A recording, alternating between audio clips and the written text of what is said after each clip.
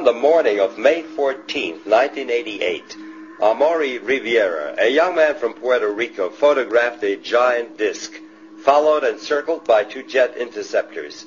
What makes the sensational pictures even more interesting is Riviera's claim that he had contact with the occupants of this UFO.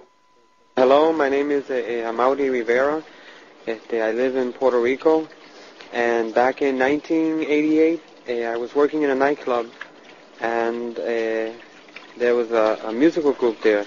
One of my cousins wanted me to photograph the musical group, and she loaned me a camera with some film.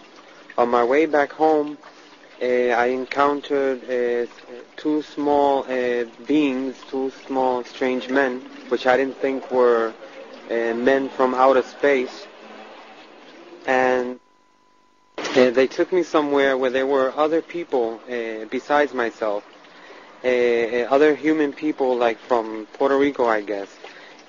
From here, another human being showed up. He claimed to be from a distant planet. He was dressed in black. He had dark skin, but he was not a Negro. He had long black hair up to the shoulders, and he spoke to us with the mouth, verbally, and no telepathic speaking.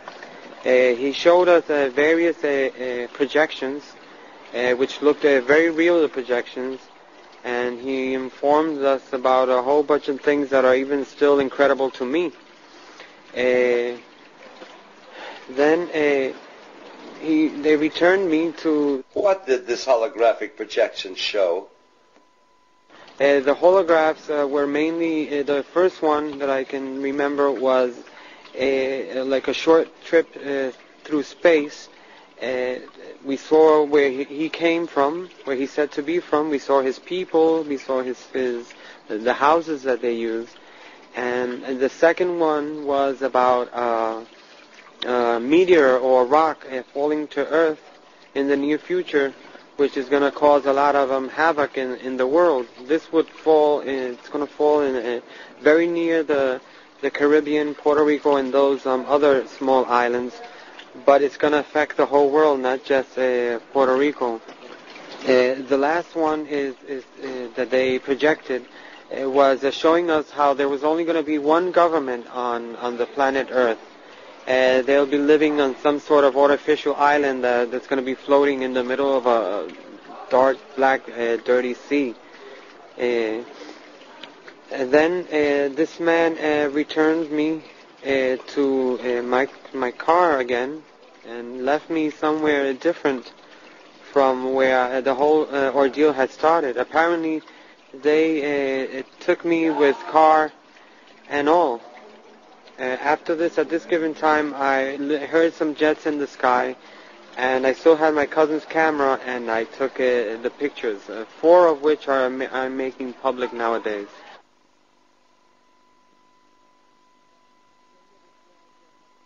So the jets followed the UFO? Yes, it was. They seemed to be surveilling it. I only got to capture just one of the jets in the photograph, but there were 3 of them.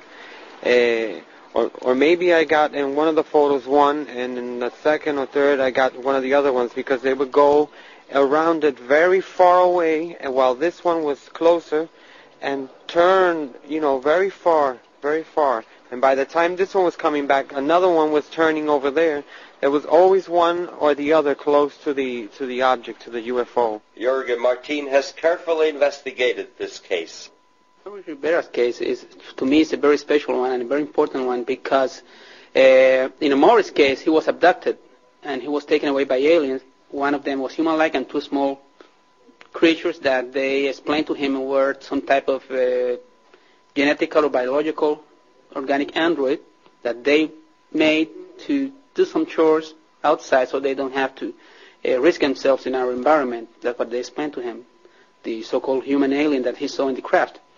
And it's important also because of the evidences that he has on the case, because when he was released, he had a camera with him, and he was able to take pictures of the object that apparently had abducted him, the craft, flying saucer type, and also some jet fighters from the United States, excuse me, F-14 again, In most of these cases in the island, F-14s are involved with these situations of chasing and harassment and checking on these objects when they are seen in the different areas of the island.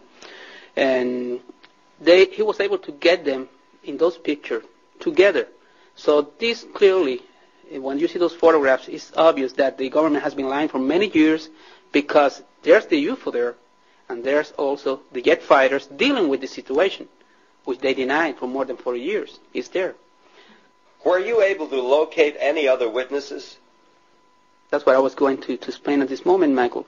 The Amoris case is also very important because I have several people who apparently had been contacted by the same alien that abducted Amori and the small ones that were with him in a separate fashion. They have nothing to do with Amori's incident. This being, this human-like alien, is contacting people all around the area of the southwest of Puerto Rico. I have people from the town of Yauco who seem to have been contacted by this man. I have this fisherman, Andres Maldonado, who I got in contact with Amori because he told me several things Amori had told no one before, only I knew them, about the name of the alien and all the details that he was using to check on the people who really may have been in contact with the same being the night he was abducted, because there were about 14 other people there in the craft that night. And when Maldonado told me all this information that he couldn't know because he was not involved with the Morris case, I got them together. And at this moment I have about 3 different people who seem to have been in contact with the same alien. So they are doing something, and they are getting in contact with more and more people and preparing people for something. And this is very important because all this corroborates Amori's incident also.